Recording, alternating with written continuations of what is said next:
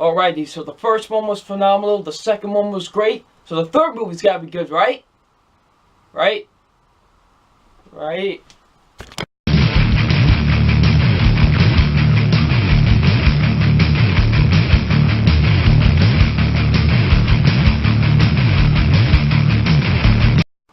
Hey, what's up, you guys? WWE fan 0599 here again, and today we're going to review the Chronicles of Narnia, the Voyage of the Dawn Treader.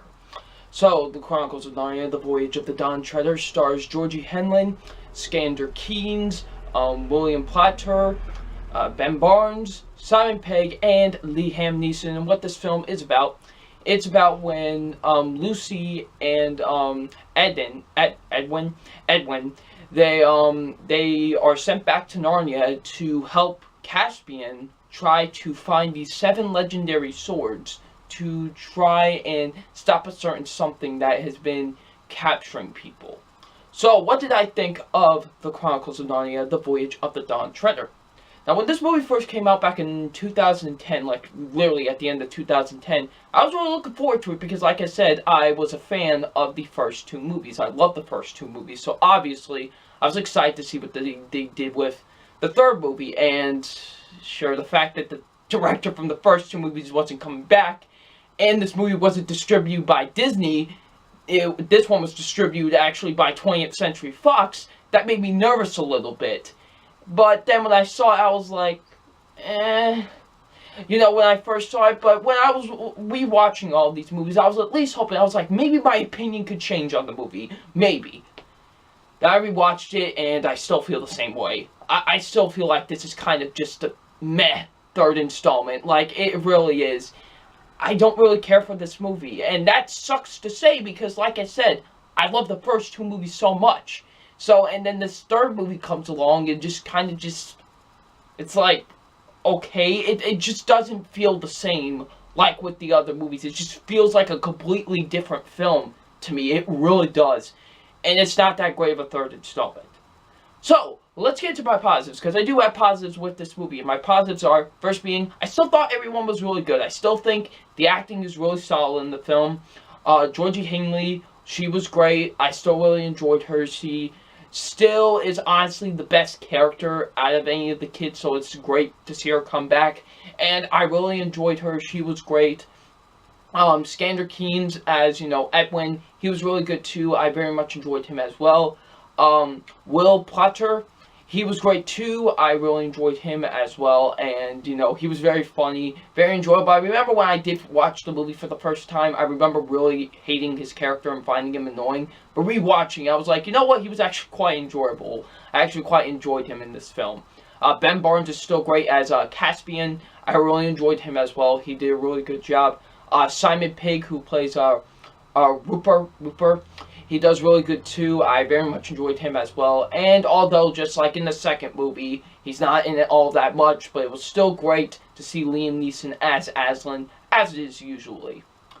And my next positive is that I did like the climax to the movie.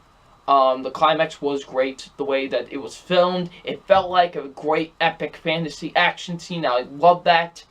And yeah, that was just, I thought the climax was great. Like, the final action scene was really great with this movie. It was definitely something that you should get with fantasy movies. So yeah. I still like how they captured the world and everything. I will admit, it's not as amazing as it was in the first 2 movies, but it still captures the world pretty good. I still think it captures the world pretty nicely of Narnia. Still in this movie, it still captures it very nicely. The music is still really good. I still think the music still fits with, you know, the tone of the movie and everything, and really works in the film. So yeah, I did like the music with the film. And my final positive is that I did think the writing was very solid with the movie. I thought the writing was very solid with the film. Some had some pretty good writing with it. So yeah.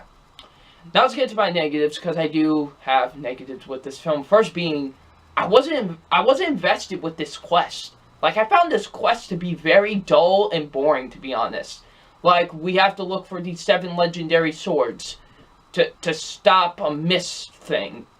Like, I just didn't find that interesting. And it's very boring how it plays out on screen. It really is. And I was just like, what? Like, it was so dull to me. And saying, like, but with the first two movies, it was just so invested. Like, I was so invested with those movies. And then in this one, I'm not invested at all with this quest. And yeah, I just found this quest to be really dull and boring, to be honest.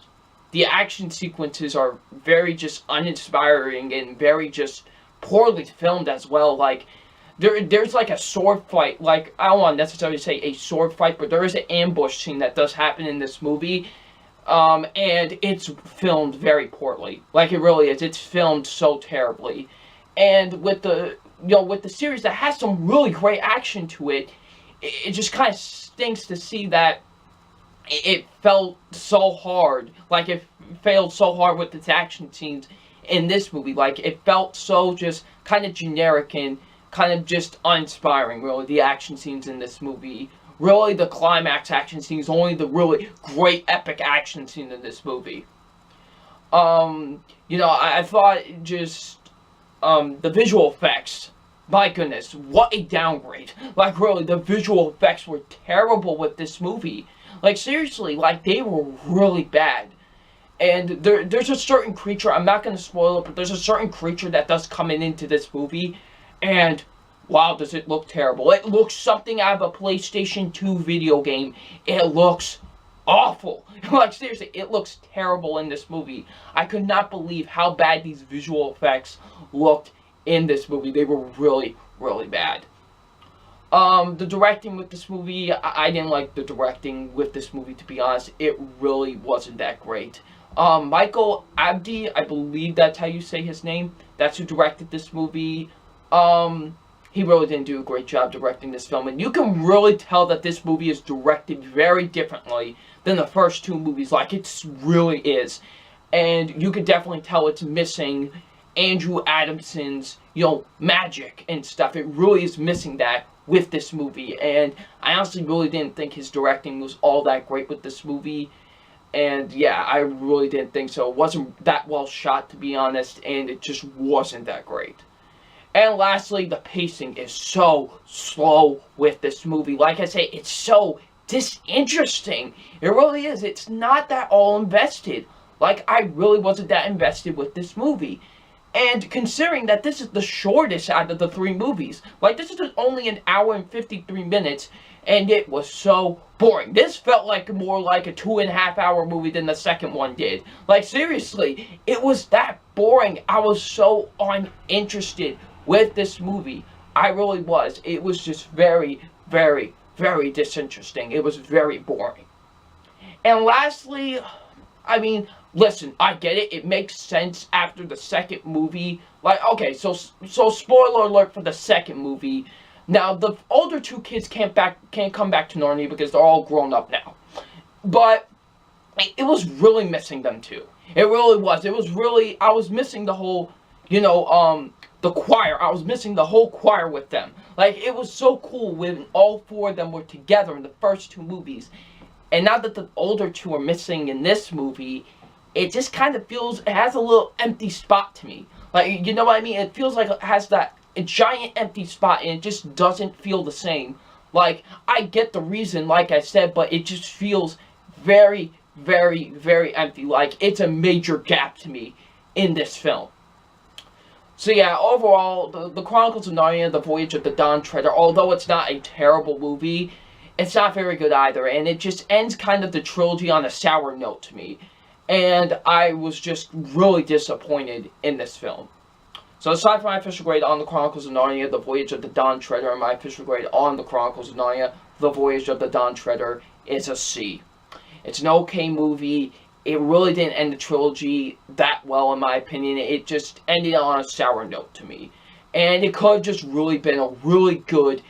I would have been happy if this movie was just good. Just a fun, entertaining movie, but it wasn't even that. It was just boring and dull. And I was really disappointed with this movie. So yeah, gets a C.